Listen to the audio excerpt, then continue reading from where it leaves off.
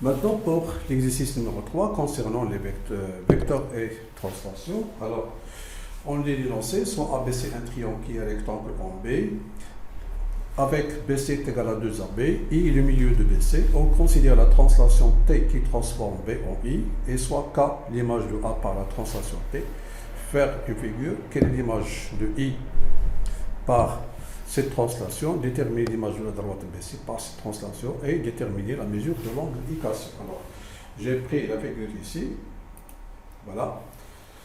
Vérifions ces données. Nous avons ici BC qui est égal à 2AB, donc ici j'ai pris alors 1, 2, 3, donc 1, 2, 3, 4, 5, 6. Et bien sûr, le triangle est rectangle en B. Bon, ici j'ai utilisé le quadrillage ici. Voilà. Bon, voilà. Donc ici, je peux... Voilà. Alors, on considère ici, voilà, nous avons I milieu de BC, on considère la translation T qui transforme B en I. Donc, je trace ici le vecteur BI, je peux l'agrandir un petit peu, voilà, c'est le vecteur de translation. Bon, si je peux cacher ceci. Alors, voilà pour la figure ici. Alors, quelle est l'image de I par la translation T? Donc ici, on va déterminer l'image de I par la translation T de vecteur BI. Donc tout simplement, il faut, si j'appelle, ou bien si je considère l'image de I, c'est un point I', il faut que BI soit égal à I et'. Donc je cherche ici le point I'. Alors que le point I' sera bien sûr le point C. Pourquoi? Parce que I est le milieu de BC. Donc, on aura, donc ce qu'il faut noter, ça, tout simplement au brillant. Donc, ici, ce qu'il faut noter, pour la deuxième question, on a I milieu de BC. Donc, le vecteur BI égale IC. Voilà.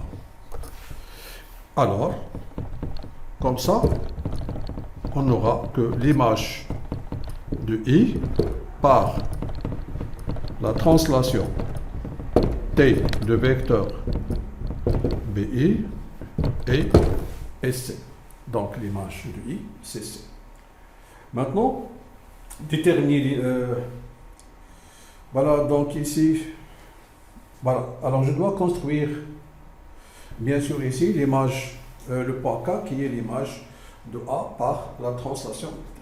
Donc ici, j'ai oublié ici de signaler ça dans la première question. Donc,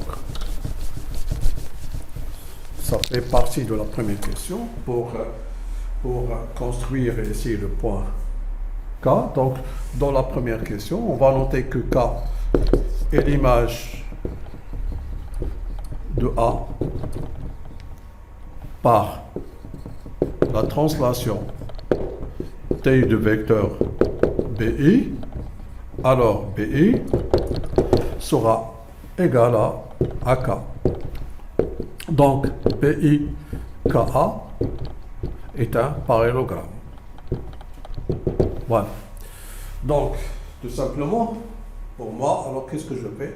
Tout simplement, je vais construire un représentant de ce vecteur d'origine A. Et ici, j'aurai le point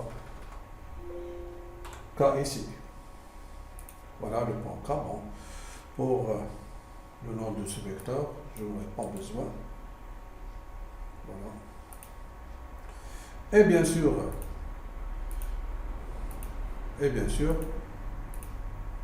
je peux tracer ce quadrilatère qui est un parallélogramme, et puisqu'il a un angle droit, donc c'est quoi? C'est un rectangle. Et nous avons bien sûr que BC est le double de AB, donc BI est égal à AB. Dans ce cas, on aura bien ici un carré. Ça, c'est une remarque tout simplement. Alors maintenant, passons à la troisième question. Déterminer l'image de la droite BC. Donc, n'oubliez pas que l'image de I, c'est C. N'oubliez pas que l'image de I, c'est C ici.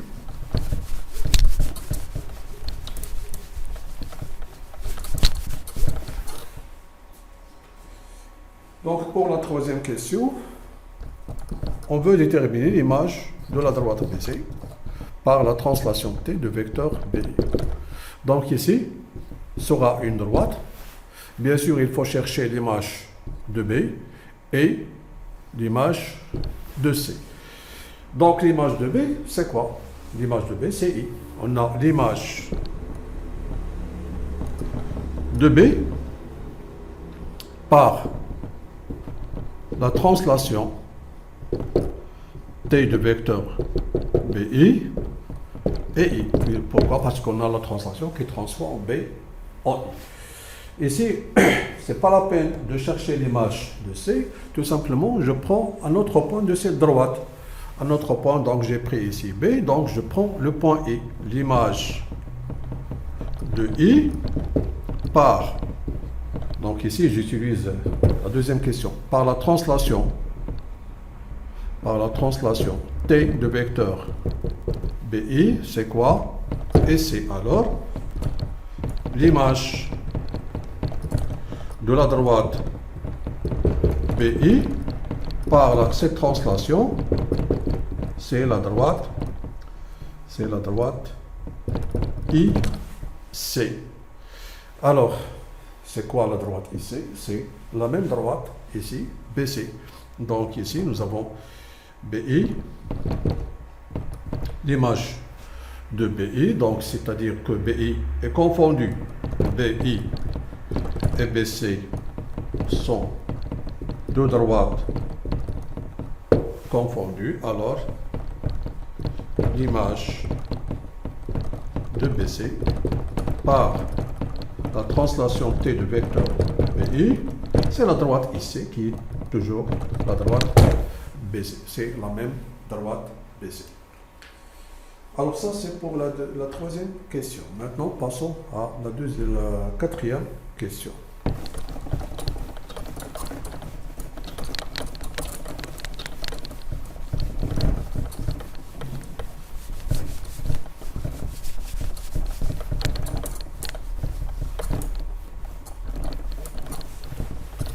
Pour la quatrième question, ici, on demande de déterminer la mesure de l'angle IKC. Donc, ici, c'est la quatrième question. Donc, pour la quatrième question, on a l'image